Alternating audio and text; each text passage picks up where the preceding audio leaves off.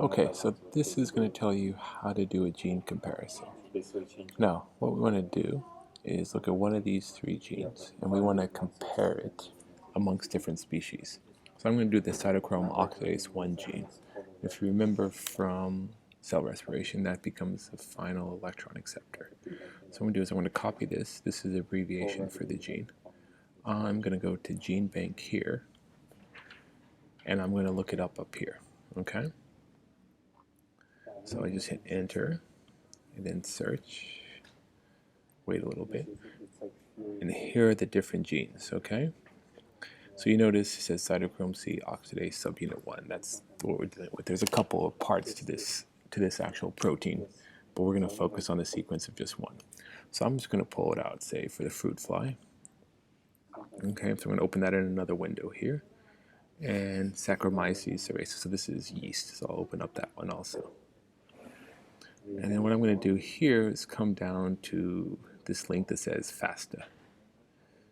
Okay, I'm going to click on that. I'm going to do the same thing here. And what that actually gives me is a full coding sequence of the protein. So you notice it's not very big. So I'm going to copy this, and I'm going to go back to here, and I'm going to open up the Clustal gene alignment.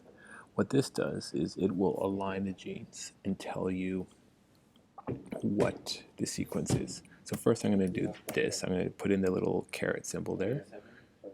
And this is going to be the Drosophila, so the fruit fly. This will just, if I don't put this here, then I don't know which one's which.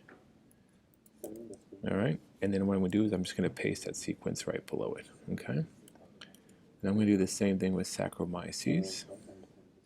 So I'm going to copy that. Now I probably have done something wrong here. Let's see. So I'm going to do that one. Actually, I might not have. Saccharomyces. Oops, I forgot that. And then I'll paste that down there. And then I just hit submit your job. And it's going to filter those out. Now these are pretty far away from each other. So, oh, sorry, that's the mitochondria. That's what I've done wrong. Sorry.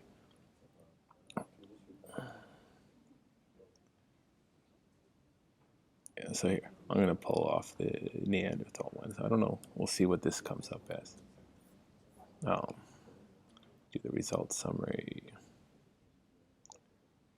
Oops, that's what we entered in. Yeah. Okay, so even if you look here, so it lined it all up, and it showed that basically 55% of the codons are related. Right? That's pretty high considering that's a yeast, that's a fruit fly, that's millions of years of differences in evolution. So I'm going to do another one then here. So I'm going to take,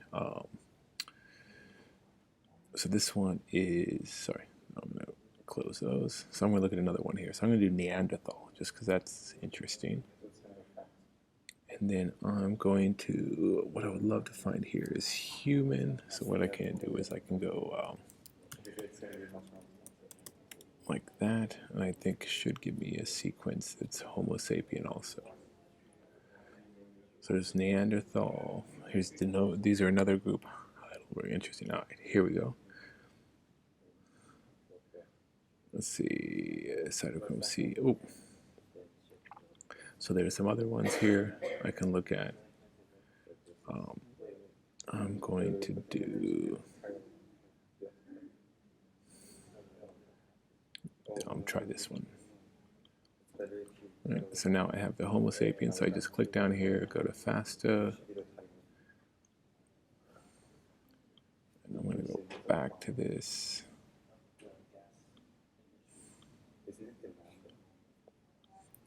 Right, I'm going to open up another one here.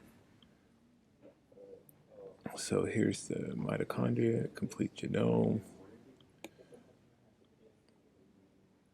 I'm going to compare these. So this one is, which one did I just copy? This is Neanderthal. Just going to put that. And then next one's going to be human. And, oh, sorry, that's the Neanderthal.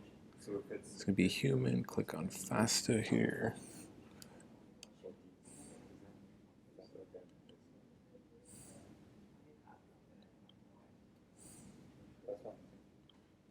And I'm going to compare these.